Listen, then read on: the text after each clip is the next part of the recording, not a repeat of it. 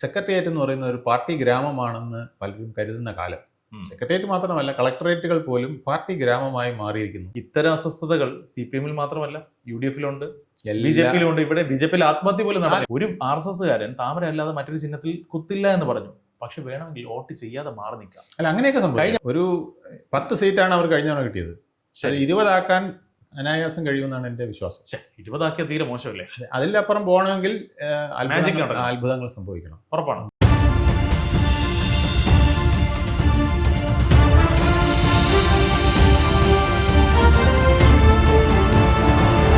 സാറേ, ഈ തിരഞ്ഞെടുപ്പ് അടുക്കും തോറും തിരഞ്ഞെടുപ്പ് ചിത്രം തെളിയും എന്നാണ് സാധാരണ പറയാറുള്ളത്. പക്ഷേ തിരുവനന്തപുരം കോർപ്പറേഷനെ സംബന്ധിച്ചിടത്തോളം തിരഞ്ഞെടുപ്പ് അടുക്കും തോറും തിരഞ്ഞെടുപ്പ് ചിത്രം കൂടുതൽ അവ്യക്തമായിക്കൊണ്ടിരിക്കുന്നു, അല്ലെങ്കിൽ അൺപ്രഡിക്റ്റബിൾ ആയിക്കൊണ്ടിരിക്കുന്നു എന്നൊക്കെ ഒരു വിലയിരുത്തൽ വരുന്നുണ്ട്. ശരിയാണോ? അതിന് കാരണം ഒരു 70 വാർഡുകളിലെങ്കിലും ശക്തമായ ത്രികോണ മത്സരമാണെന്നുള്ളതാണ്. അത് ടൈറ്റ് ഫൈറ്റ് നടക്കുന്ന ഒരു 70 സ്ഥലങ്ങളുണ്ട്. യാതൊരു സംശയവും മുൻകൂട്ടി പറയുക അസാധ്യമാണ് എന്നുള്ള രീതിയിൽ വന്നിരിക്കുകയാണ്. അത് ജനമാണ് ഇനി അതിനെ നിശ്ചയിക്കേണ്ടത്. ജനത്തിന്റെ പ്രയോറിറ്റി വികസനത്തിനാണെങ്കിൽ ഞങ്ങൾ ജയിക്കുമെന്നാണ് BJP പറയുന്നത്. കാരണം മോദി വരും, ഞങ്ങളുടെ മേയർ ഉണ്ടെങ്കിൽ വികസനം അദ്ദേഹം പ്രഖ്യാപിക്കുമെന്ന് പറഞ്ഞത് ജനങ്ങൾക്കിടയിൽ ഒരു ചെറിയ മതിപ്പ് ഉണ്ടാക്കിയിട്ടുണ്ടെന്ന് പൊതുവെ എനിക്ക് തോന്നുന്നു.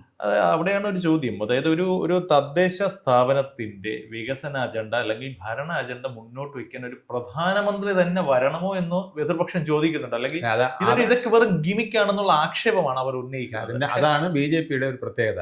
അവർ ഒരു സീറ്റ് പോലും വെറുതെ വിടാൻ ഉദ്ദേശമില്ല. ഒരു ചെറിയ യൂണിയൻ ടെറിട്ടറി പോലും വെറുതെ കളയാൻ ഉദ്ദേശമില്ല എന്നുള്ളതാണ്. തൂത്തുവാരിയില്ലെങ്കിലും അവിടെ വന്നൊരു ഫൈറ്റ് നടത്തും. ആ ഫൈറ്റിൽ വിജയിക്കോ തോൽക്കോ എന്നുള്ളത് പ്രധാനം. നരേന്ദ്രമോദി അമിത്ഷായും ചെയ്തുകൊണ്ടിരിക്കുന്നതാണ്. ബാലികേറ മലയല്ല, അത് BJP കയറാൻ പറ്റുന്ന മലകൾ തന്നെയാണെന്ന് ആക്കി തീർക്കുക എന്നുള്ളതാണ് അവരുടെ ഒരു ലൈൻ. അതാണ് ഇപ്പോൾ തിരുവനന്തപുരത്ത് അവർ പരീക്ഷിക്കുന്നത്. കാരണം തലസ്ഥാനം പിടിച്ചാൽ പിന്നെ ഒരുപാട് എളുപ്പം എന്നുള്ളൊരു തോന്നലുണ്ട് തെക്കൻ കേരളത്തിലെങ്കിലും. മനസ്സിലായി. ഇപ്പോൾ സാധാരണഗതിയിൽ തദ്ദേശ തെരഞ്ഞെടുപ്പുകളിൽ എസ്പെഷ്യലി തിരുവനന്തപുരം നഗരത്തിൽ എപ്പോഴും പ്രചരണ ആയുധമാകുന്ന ഇവിടുത്തെ റോഡുകൾ, മാലിന്യ പ്രശ്നം, അത്തരം കാര്യങ്ങളാണ്. പിന്നെ അതുപോലെ തന്നെ വെള്ളക്കെട്ട്. ഇതാണ് ബേസിക്കലി തിരുവനന്തപുരം നഗരത്തിന്റെ പ്രശ്നങ്ങൾ എന്ന് പറയാവുന്നത്. ഇതേക്കുറിച്ച് സാധാരണ ചർച്ചകൾ കൊഴുക്കുന്നിടത്ത് ഇപ്പോൾ അതേക്കുറിച്ച് ചർച്ചകൾ നടക്കുന്നുണ്ട്. പക്ഷെ അതിനപ്പുറത്തേക്ക് അഴിമതി ആരോപണവും സംസ്ഥാന സർക്കാരിനെതിരായിട്ടുള്ള വിചാരങ്ങളും ആക്ഷേപങ്ങളും, ശബരിമലയിലെ സ്വർണ്ണപ്പാളി പോലും തിരുവനന്തപുരത്ത് വിഷയമാവുന്നു. ഇത് സമാനതകളില്ലാത്ത അല്ലെങ്കിൽ മുൻകാലങ്ങളിൽ നമ്മൾ കണ്ടിട്ടില്ലാത്തൊരു സംഭവമാണ്. എന്താ അങ്ങനെ ഒരു മാറ്റം ട്രിവാൻഡ്രത്ത് വരാൻ കാര്യം? തലസ്ഥാന നഗരമാണ്. സാധാരണഗതിയിൽ ഭരണവുമായി ഏറ്റവും അടുത്ത് നിൽക്കുന്നവർ, അതിൻ്റെ ആനുകൂല്യം പറ്റുന്നവർ തിരുവനന്തപുരത്തുകാരാണ്. പക്ഷേ ഇപ്പം അത് സഖാക്കൾക്ക് മാത്രമായി മാറിയിരിക്കുന്നു. സെക്രട്ടേറിയറ്റ് എന്ന് പറയുന്ന ഒരു പാർട്ടി ഗ്രാമമാണെന്ന് പലരും കരുതുന്ന കാലം. സെക്രട്ടേറിയറ്റ് മാത്രമല്ല, കളക്ടറേറ്റുകൾ പോലും പാർട്ടി ഗ്രാമമായി മാറിയിരിക്കുന്നു.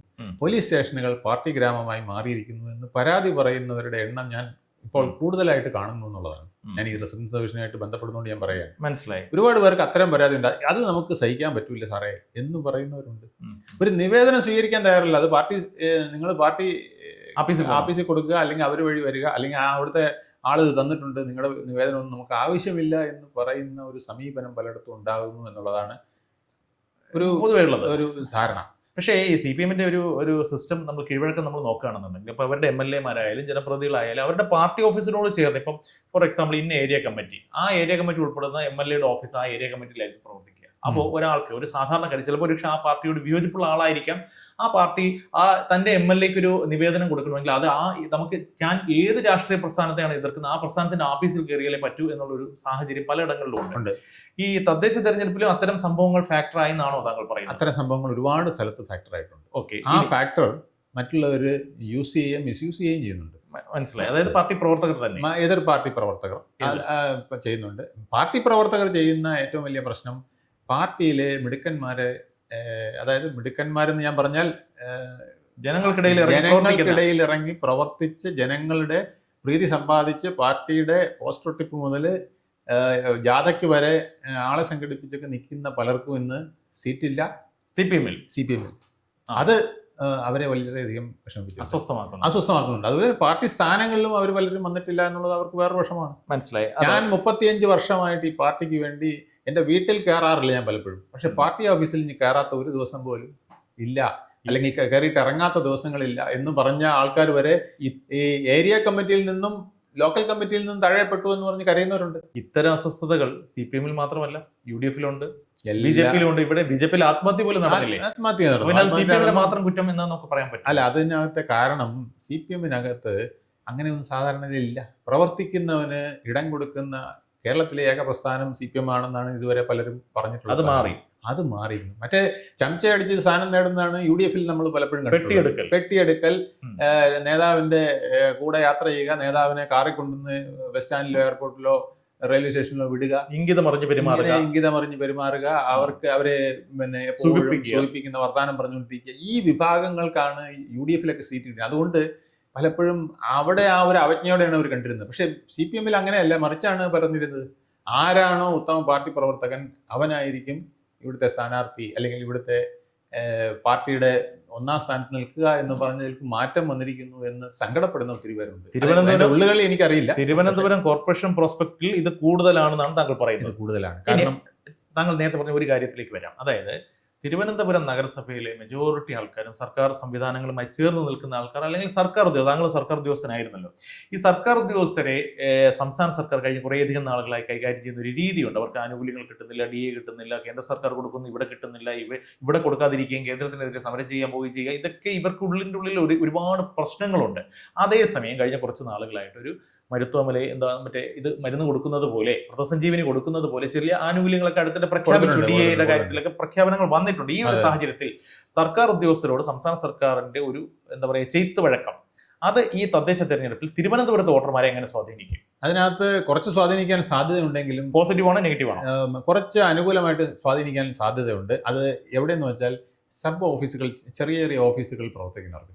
മറ്റ് മെയിൻ ഓഫീസുകൾ പ്രവർത്തിക്കുന്നവർ പറയുന്നത് ജോലി ചെയ്യുക അസാധ്യമായിരിക്കുന്നു. ആവശ്യമില്ലാത്ത വിരട്ടൽ, ഭീഷണി, നമ്മുടെ വ്യക്തിത്വം തന്നെ നശിപ്പിക്കുന്ന ഒരു ഇത്. സർക്കാർ ഓഫീസിലെ പണി മതിയാക്കിയതിൽ നിന്ന് പലപ്പോഴും ചിന്തിക്കാറുണ്ട് സാറേ എന്നൊക്കെ പറയുന്ന ഒരു അവസ്ഥ വന്നിട്ടുണ്ട്. ആണോ? അത് വളരെ പോലീസുകാർ പറഞ്ഞു കേട്ടിട്ടുണ്ട്. പോലീസിൽ പറയുന്നതിന്റെ ഇരട്ടിയാണ് ഇവിടെ.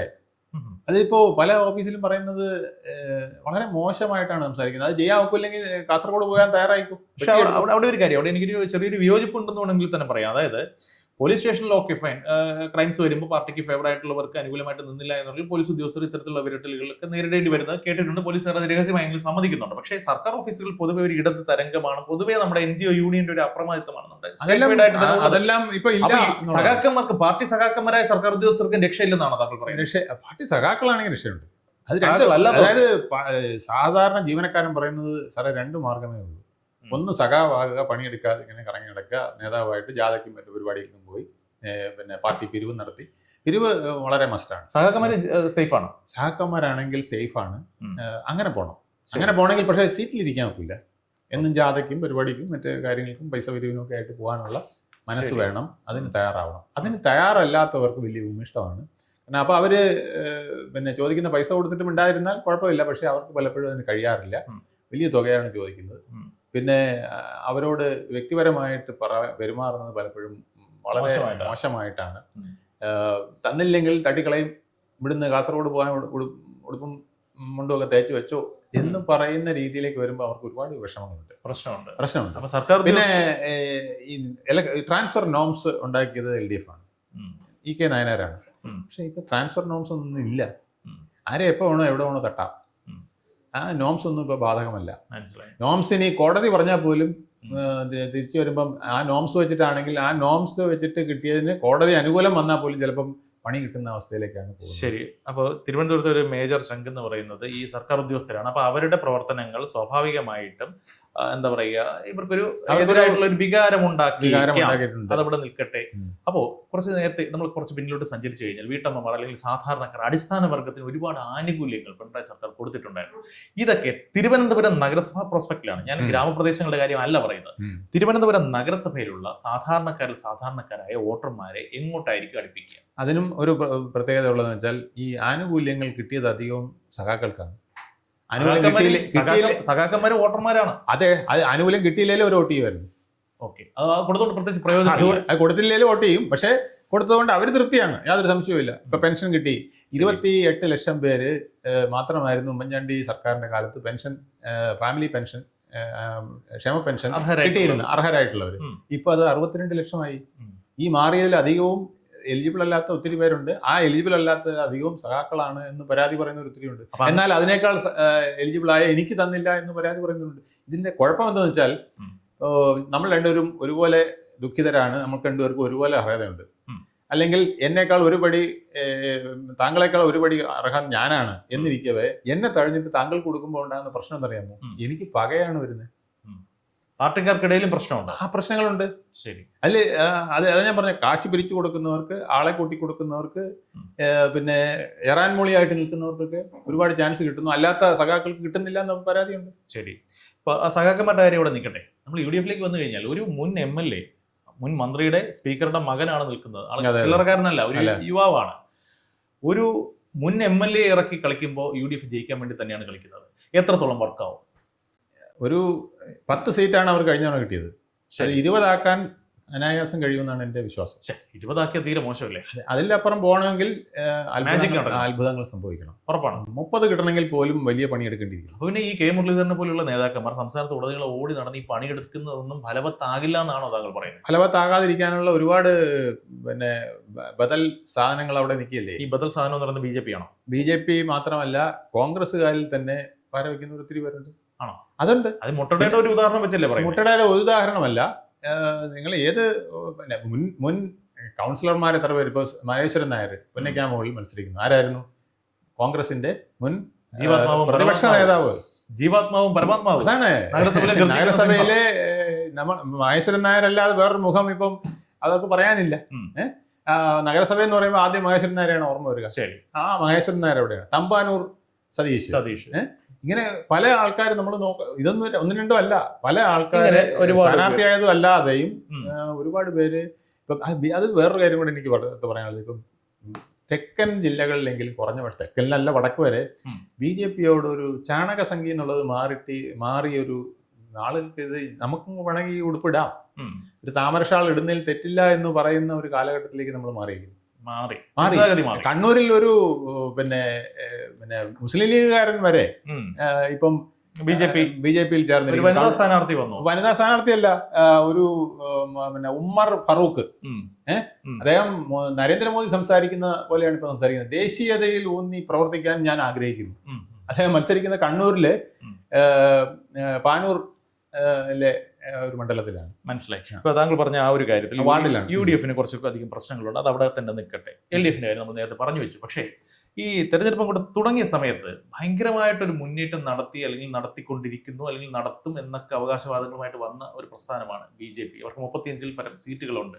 പക്ഷെ അവർക്ക് അങ്ങോട്ട് വിചാരിച്ച ഒരു ലെവലിലോട്ട് എത്താൻ സാധിച്ചില്ല എന്ന് പറയുന്നു. കാരണം ഒരു കൗൺസിലറുടെ ആത്മഹത്യ റീസെന്റ് ആയിട്ട് സംഭവിച്ചൊരു കാര്യമുണ്ട്. സ്ഥാനാർത്ഥിത്വം കിട്ടാതെ ഒരാൾ സൂയിസൈഡ് ചെയ്തു. ഇതൊക്കെ ബാക്ക്ഫയർ ചെയ്തു എന്നും RSSന്റെ പ്രാദേശിക ഘടകത്തിലുള്ള നേതാക്കന്മാർക്ക് തിരുവനന്തപുരത്തെ BJP ജില്ലാ നേതാക്കന്മാരുമായിട്ടൊരു സ്പർദ്ധ ഉണ്ടായി എന്നും പറയപ്പെടുന്നു. എനിക്കറിയില്ല.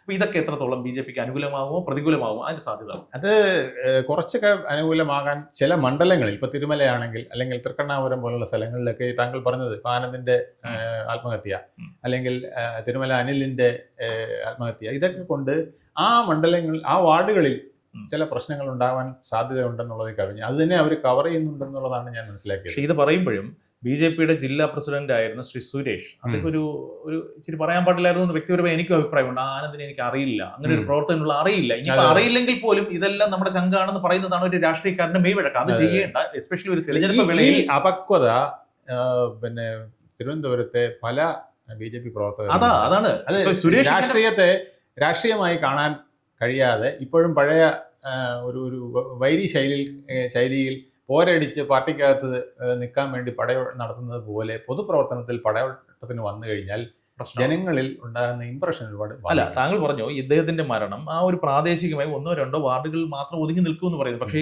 ഇദ്ദേഹത്തിന്റെ സുരേഷിന്റെ ഈ ഒരു പ്രസ്താവന തിരുവനന്തപുരത്തെ ഒട്ടുമിക്ക പോക്കറ്റുകളിലുള്ള RSS പ്രവർത്തകർ, സാധാരണ ഈ പാർട്ടിക്ക് വേണ്ടി വെള്ളം കോരുന്ന സാധാരണ പ്രവർത്തകരെയൊക്കെ നിരുത്സാഹപ്പെടുത്തുക. കാരണം നാളെ എനിക്കും എന്തെങ്കിലും ഒരു സംഘർഷത്തിൽ ഒരു അപായം പറ്റിയാൽ നാളെ ഇയാളെ എനിക്ക് അറിയില്ല എന്ന് ഇയാൾ പറയുമോ, അല്ലെങ്കിൽ ജില്ലാ നേതൃത്വം പറയുമോ എന്നുള്ളൊരു തോന്നൽ ചിലരെങ്കിലും അസ്വസ്ഥമാക്കുന്നുണ്ട്. ഇത് BJP തിരിച്ചടിയാകും എന്നൊക്കെ പറയുന്നു.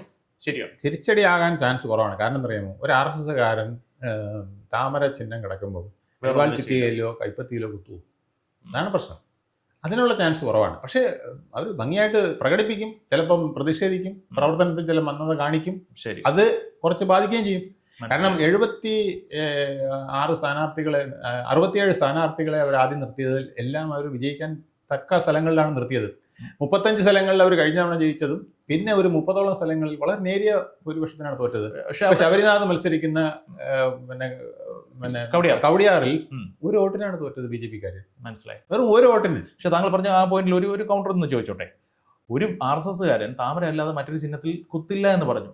പക്ഷെ വേണമെങ്കിൽ വോട്ട് ചെയ്യാതെ മാറി നിൽക്കാം. അല്ല, അങ്ങനെയൊക്കെ സംഭവിക്കും. കഴിഞ്ഞ വട്ടിയൂർക്കാവ് തെരഞ്ഞെടുപ്പിൽ ഒരുപാട് പേർ അല്ലെങ്കിൽ കഴക്കൂട്ടത്ത് ഒരുപാട് RSS വോട്ടുകൾ എത്തിയില്ല. കിട്ടേണ്ടതുപോലെ ഒരുപാടൊന്നും വേണ്ട. ഒരു 300 പേര് മാറി നിന്നാൽ തന്നെ വലിയ പ്രശ്നമാണ്. ഇപ്പൊ ത്രികോണം നടക്കുന്നതുകൊണ്ട് ഒരു 300 പേര് മാറി നിന്നാൽ, അതായത് താമരയ്ക്ക് കിട്ടേണ്ട ഒരു 300 വോട്ട് മാറി നിന്നാൽ 600 വോട്ടിന്റെ എഫക്റ്റ് ആണ് ശരിക്കും ഫലത്തിൽ വരിക. ഇത് അല്ലെങ്കിൽ തിരിച്ചു കൊത്തിയാൽ മാറി നിന്നാൽ പോലും 300 വോട്ടിന്റെ വ്യത്യാസം എന്ന് പറയുന്നത് വളരെ വലുതാണ്. പിന്നെ ഇവിടെ വേറെ പ്രശ്നങ്ങളുണ്ട്. ഈ വാർഡുകളെല്ലാം ഇപ്പൊ LDF-ന് അനുകൂലമാകുന്ന വിധത്തിലാണ് ചെയ്തു വെച്ചിരിക്കുന്നത്. അത് LDF-ന് ബാക്ക്ഫയർ ചെയ്യുന്നൊക്കെ അത് ചിലയിടത്ത് ബാക്ക്ഫയർ ചെയ്യുന്നുണ്ടെങ്കിലും ഈ കോർ അവർ ഉദ്ദേശിക്കുന്ന ആൾക്കാർ, ഞാൻ നേരത്തെ പറഞ്ഞ പോലെയാണ്, കോർ CPM-കാരൻ പോയി താമരയ്ക്ക് കുത്താനുള്ള ചാൻസ് കുറവാണ്, അല്ലെങ്കിൽ കൈപ്പത്തി കുത്താനുള്ള ചാൻസ് കുറവാണ്. ആ വാർഡ് മണ്ഡലം അതൊക്കെ അവസാന നിമിഷങ്ങളിൽ ഈ ബിഗിനിങ്ങിൽ വരുന്നതൊന്നുമല്ല അവസാനം വരിക. ലാസ്റ്റ് റണ്ണപ്പിൽ വരുന്നത് അയാൾ ജയിക്കുമോ ഇയാൾ ജയിക്കുമോ മറ്റയാൾ ജയിക്കുമോ എന്നുള്ള ഇതിലേക്ക് വരുമ്പോൾ പോയി വോട്ട് ചെയ്യും. സാധാരണ പരമ്പരാഗതമായി ചെയ്യും, കാണുമ്പോൾ അവിടെ കുത്തും. പിന്നെ പ്രതിഷേധമുള്ളവർ തിരിച്ചു കുത്തും. മനസ്സിലായി. അതിന് ചാൻസും കൂടുതലാണ്. അതാണ് LDF-ന്റെ ഭരണവിരുദ്ധ വികാരം. 50 വർഷത്തെ പിന്നെ നഗരസഭ ഭരിച്ചിട്ടും പലതും ഞങ്ങൾക്ക് കിട്ടിയില്ല എന്ന് പറയുന്ന ഒരു പരാതി. 10 വർഷം LDF ഭരിച്ചാൽ എല്ലാം മാറുമെന്ന് പറഞ്ഞിട്ട് മാറാത്ത അവസ്ഥ. ഇതൊക്കെ പലരും ഓരോ വീട്ടിലും കയറി പെനിട്രേറ്റ് ചെയ്ത് പറയുന്നുണ്ട്. ശരി, ഇത്രയും നേരം നമ്മൾ സംസാരിച്ച രാഷ്ട്രീയമായിട്ടുള്ള കാര്യങ്ങൾ മാത്രമാണ്. ഇതിന് വികസനത്തിന് ഈക്വൽ ആയിട്ടുള്ള ഒരു പ്രാധാന്യം പലപ്പോഴും പ്രചാരണത്തിൽ ഞാൻ കണ്ടില്ല. ഇനി വികസനത്തിലേക്ക് വന്നു കഴിഞ്ഞാൽ കാര്യമായൊരു വികസന അജണ്ട മുന്നോട്ട് വെക്കുന്നു എന്ന് പറയുന്നത് BJP-യുടെ ഭാഗത്താണ് കാണാൻ സാധിച്ചത്. പ്രധാനമന്ത്രി നേരിട്ട് വന്നിട്ട് വികസന പദ്ധതി പ്രഖ്യാപിക്കും. അടിസ്ഥാനപരമായി ഇവിടുത്തെ പ്രശ്നം വെള്ളക്കെട്ട് പരിഹരിക്കുക, അതുപോലെ തന്നെ റോഡുകളുടെ നില മെച്ചപ്പെടുത്തുക, മാലിന്യ പ്രശ്നം പരിഹരിക്കുക, ഇത്തരം കാര്യങ്ങളിലൊക്കെ ആര് വന്നു കഴിഞ്ഞാൽ ഇതിൽ ഗുണപരമായ ഒരു മാറ്റം ഉണ്ടാകും. വോട്ടർമാർ എങ്ങനെയായിരിക്കും ഇവരെ സമീപിക്കുക, അത് പറഞ്ഞ് അവസാനിപ്പിക്കാം. ഇതിൽ ഒറ്റ കാര്യമേ ഉള്ളൂ. ഡബിൾ എഞ്ചിൻ സർക്കാരിൻ്റെ ഒരു ഗുണം ഇവിടെ വന്നു കഴിഞ്ഞാൽ തൊട്ടാണ് പ്രശ്നം. തൊട്ട് കിട്ടുകയാണെങ്കിൽ നഗരത്തിലെ വികസനം നടക്കും. നഗരത്തിലെ വികസനം നടക്കണമെങ്കിൽ കേന്ദ്രത്തിൻ്റെ ആനുകൂല്യം വേണം. അത് സംസ്ഥാനത്തിനും വേണം, നഗരസഭയ്ക്കും വേണം. അപ്പോൾ ആ ഒരു അനിയൻചേട്ടൻ നയം ഉണ്ടായാൽ ഇവിടെ ഒരുപാട് കാര്യങ്ങൾ നടക്കും. ഇപ്പം മെട്രോ കൊണ്ടുവരുമെന്ന് CPM ആണ് പറഞ്ഞത്. അതിനുള്ള മാസ്റ്റർ പ്ലാൻ ഉൾപ്പെടെ തയ്യാറാക്കിയിട്ടുണ്ട് എന്ന് പറഞ്ഞ് നമുക്ക് പത്രപ്രസ്ഥാനം വന്നു. പക്ഷെ അതിൽ 40% കേന്ദ്രം, അല്ല 60% കേരളത്തിൽ നിന്ന് എടുക്കണം. 40% കേന്ദ്രം കനിയം വേണം. പിന്നെ അത് 20 ലക്ഷം പേരുണ്ടെങ്കിലേ കിട്ടുള്ളൂ എന്നുള്ളതിന് എക്സംഷൻ കൊടുക്കണമെങ്കിൽ, തലസ്ഥാന നഗരം എന്ന് പറഞ്ഞൊരു സ്പെഷ്യൽ എക്സംഷൻ കൊടുക്കണമെങ്കിൽ കേന്ദ്രം വിചാരിക്കണം. അതാണ് നരേന്ദ്രമോദി വന്ന് പ്രഖ്യാപിച്ചാൽ നടക്കും, അല്ലെങ്കിൽ നടക്കൂല എന്നൊരവസ്ഥയുണ്ട്. അതായത് തിരുവനന്തപുരത്ത് വികസനം വരണമെങ്കിൽ മോദി വരണമെന്നാണ് താങ്കൾ പറഞ്ഞു വെക്കുന്നത് എന്ന് ഞാൻ പറയുന്നില്ല. പക്ഷേ BJP-ക്കാർ BJP-ക്കാർ പറയുന്നതല്ല, ഞാൻ പറയുന്നത് കാശില്ലാതെ എങ്ങനെ വികസനം? ഇവിടുത്തെ റോഡ് വികസിക്കണ്ടേ? ഇപ്പം തന്നെ അവർ മെഡിസിറ്റി ആക്കുമെന്ന് പറയുന്നു. തിരുവനന്തപുരത്തിൻ്റെ ഈ സിറ്റിയിലെ മെഡിക്കൽ കോളേജ് പരിസരം വരുന്ന ഒരു 3-4 വാർഡുകളിലെ വിവിധ ഹോസ്പിറ്റലുകളെല്ലാം ചേർത്തുകൊണ്ട് ഒരു മെഡിസിറ്റി. നല്ല കൺസെപ്റ്റാണ്. അതായത് ഈ റോഡിൽ കൊണ്ടുവന്ന് കീന്ന് ഹോൺ അടിച്ചുകൊണ്ട് മെഡിക്കൽ കോളേജിൽ പോകുമ്പോഴേക്കും പേഷ്യൻ്റ് സാധാരണഗതിയിൽ കഥം പോകുകയാണ്. അപ്പം അതിന് പകരം ഹൈവേ കൂടെ നേരിട്ട് കയറി മെഡിക്കൽ കോളേജിലേക്ക് വരാൻ ഒരു വഴി, കരമനയിൽ നിന്നും അതുപോലെ തന്നെ ഫ്ലൈ ഓവർ വഴി, കുറച്ച് ഫ്ലൈ ഓവറും കൂടെ പണിയണം എങ്കിൽ അതുവഴി പഴവങ്ങാടി വഴി അങ്ങോട്ട് കയറാനൊരു വഴി, ആറ്റുകാൽ പിന്നെ പത്മനാഭസ്വാമി ക്ഷേത്രം, ഗണപതി കോവിലൊക്കെ വരുന്നിടത്തൊരു പിൽഗ്രിം സെൻ്റർ ആക്കിക്കൊണ്ട് അവിടെ പിൽഗ്രിം ഫെസിലിറ്റികൾ കൂട്ടിക്കൊണ്ട് കുറച്ച് ഇൻവെസ്റ്റ്മെൻറ്റും കാര്യങ്ങളും ട്രാൻസ്പോർട്ടേഷനും മെട്രോ അത്തരം ഭാഗങ്ങളിലൊക്കെ വരിക. ഇങ്ങനെയൊക്കെ ഉള്ള ഒരുപാട് സ്കീമുകൾ ഉണ്ട്. ബാലരാമപുരം വരെ, ആറ്റിങ്ങൽ വരെ മെട്രോയ്ക്കുള്ള സ്കീം ഇടുക. ഇപ്പം മുഴുവൻ ചെയ്യണമെന്നില്ല, 1ാം ഘട്ടം 2ാം ഘട്ടം എന്ന് പറഞ്ഞ് തിരിച്ചാൽ മതി. ഇപ്പം ചെയ്യുന്നത് ഇപ്പം LDF പറഞ്ഞ ഈ ഇത്രയും ചെയ്താൽ മതി, 30 കിലോമീറ്ററിൽ ചെയ്താൽ മതി, പാപ്പനംകോട് നിന്ന് കഴക്കൂട്ടം വരെ ചെയ്താൽ മതി. പക്ഷേ സ്കീം ഇടുമ്പോൾ അങ്ങനെ ഇട്ടാൽ ഈ 20 ലക്ഷത്തിൻ്റെ ലക്ഷ്യത്തിലെത്താൻ കഴിയില്ല. അപ്പോൾ അതവർ പറയുന്നത് നടക്കാതിരിക്കാൻ വേണ്ടി CPM മനഃപൂർവ്വം ചെയ്തതാണെന്നൊക്കെയാണ്. ഇങ്ങനെയൊക്കെ ഒരുപാട് ചർച്ചകൾ താഴെത്തട്ടിലേക്ക് പോകുന്നുണ്ട്. പിന്നെ ഞാൻ നേരത്തെ പറഞ്ഞ പോലെ ഇവിടെ 5.5 ലക്ഷം പേർക്ക് കുടിവെള്ളം കിട്ടുന്നില്ല, 85 ലക്ഷം പേർക്ക് വീടില്ല, 40% സ്ട്രീറ്റ് ലൈറ്റിൽ കത്തുന്നില്ല. ഇതൊക്കെ ഒരു വലിയ പ്രശ്നമായിട്ട് ഉന്നയിക്കുന്നുണ്ട്. 60%-ഓളം വാർഡുകളിൽ ഡ്രെയിനേജ് ഇല്ല. പിന്നെ കേന്ദ്രം കൊടുക്കുന്ന സ്കീമുകളൊന്നും ഇവിടെ കിട്ടുന്നില്ല. 2000 രൂപ നിങ്ങൾക്ക് പെൻഷൻ കിട്ടുന്നതിനേക്കാൾ വലുതല്ലേ നിങ്ങൾക്ക് 5 ലക്ഷം രൂപയുടെ വയസ്സായവർക്കുള്ള ഹെൽത്ത് സ്കീം. ഒന്ന് ആശുപത്രി കയറിയാൽ എത്ര ലക്ഷം ചിലവാകും. അപ്പം 5 ലക്ഷം രൂപ മോദി വെറുതെ തരുന്നത് ഇവിടെ അനുകൂലമാക്കി എടുക്കാൻ ഇവിടുത്തെ സർക്കാരിന് കഴിയുന്നില്ലല്ലോ. ഇങ്ങനെയൊക്കെയുള്ള ഒരുപാട് ടോക്കുകൾ താഴെ തട്ടി നടക്കുന്നുണ്ട്. ഇതൊക്കെ ഇങ്ങനെ വോട്ടായി മറിയുമ്പോൾ ഇതാണ് ഇതിനകത്തെ ഒരു സിറ്റുവേഷൻ. ത്രികോണം പൂർണ്ണമാകുമ്പോൾ സുന്ദരികൾക്കും സുന്ദരന്മാർക്കും വോട്ട് ചെയ്താൽ പോയി.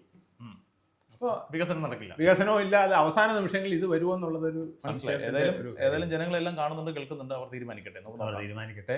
അവർ പ്രബുദ്ധരാണ്, അവർ ബുദ്ധിപൂർവ്വം ചെയ്യുമെന്ന് വിചാരിക്കാം. കൂടുതൽ വാർത്തകളും വിശേഷങ്ങളും നേരിട്ട് ലഭിക്കാൻ ജനങ്ങളിൽ നിന്ന് ജനങ്ങളിലേക്ക് ജനഭൂമി ന്യൂസ് സബ്സ്ക്രൈബ് ചെയ്യൂ. ബെൽ ബട്ടൺ അമർത്താനും മറക്കരുത്.